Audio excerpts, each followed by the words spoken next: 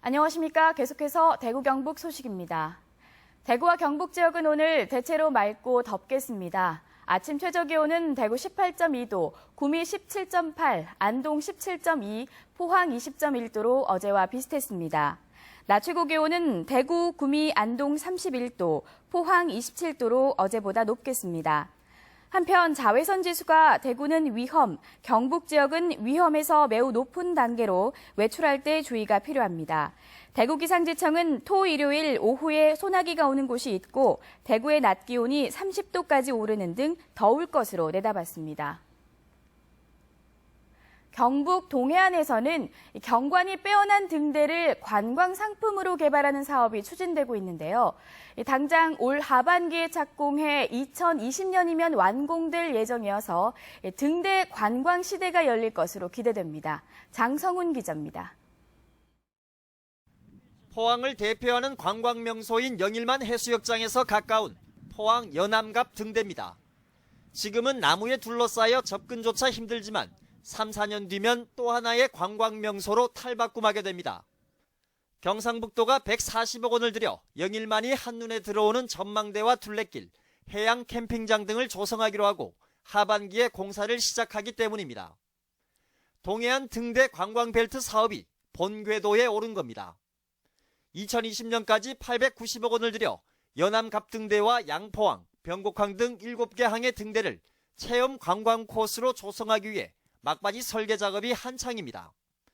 280억 원이 투입되는 울릉 행남 등대에는 조동항을 잇는 바다 위 보행교가 건설되는데 현재 해양수산부의 사업 타당성 용역 조사가 진행 중입니다.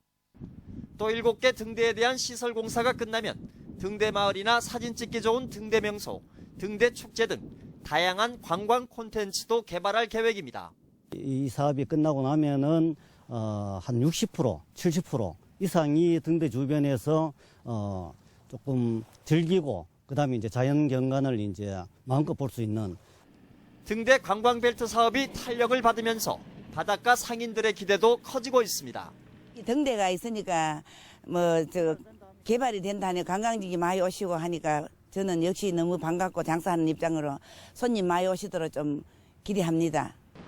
어선의 GPS 보급이 일반화되면서 본래의 역할이 많이 줄어든 등대가 이제는 관광 상품으로 거듭나게 됐습니다.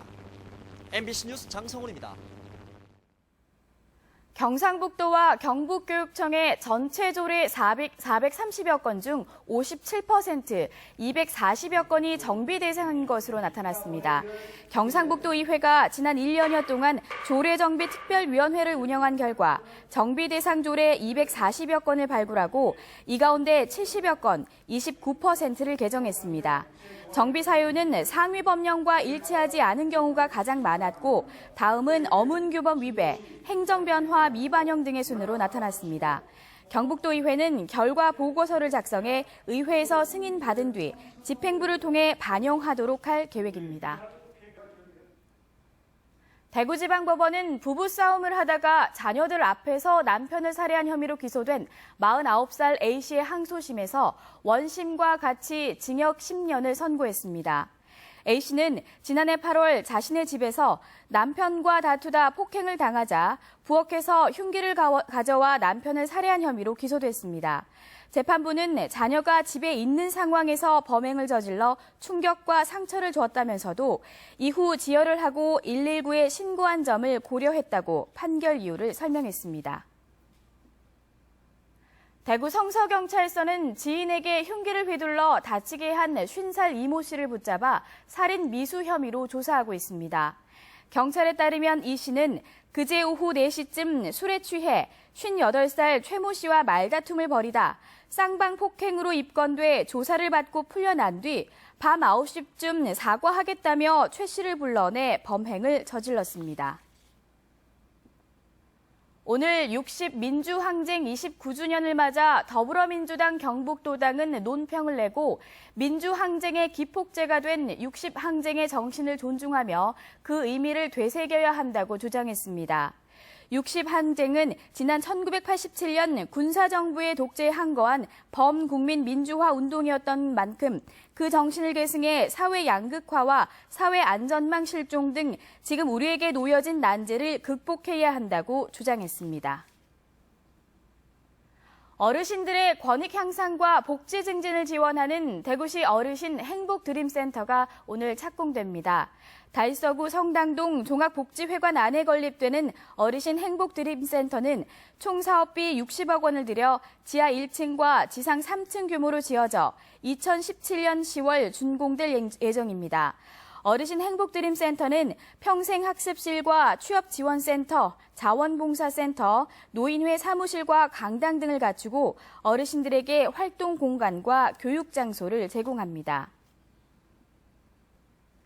중소기업청이 발표한 2016 월드클래스 300기업에 대구기업 5개가 선정됐습니다. 새로 선정된 기업은 평화산업과 한국OSG, 대성하이텍, THN, 디젠 등 5개로 평균 매출액은 약 2,100억 원입니다. 대구시는 이로써 모두 25개의 월드클래스 300기업을 보유해 수도권을 제외하고 전국에서 가장 많은 기업이 있습니다. 메르스 사태 1년을 맞아 감염병 정책을 점검하는 대구 시민토론회가 열렸습니다.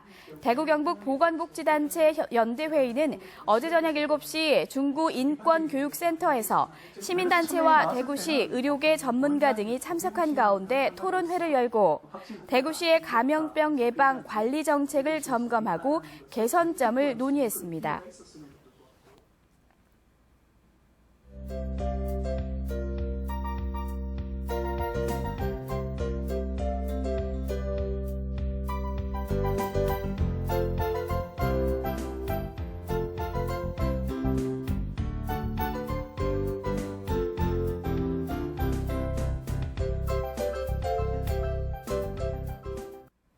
이상으로 생활뉴스를 마칩니다. 고맙습니다.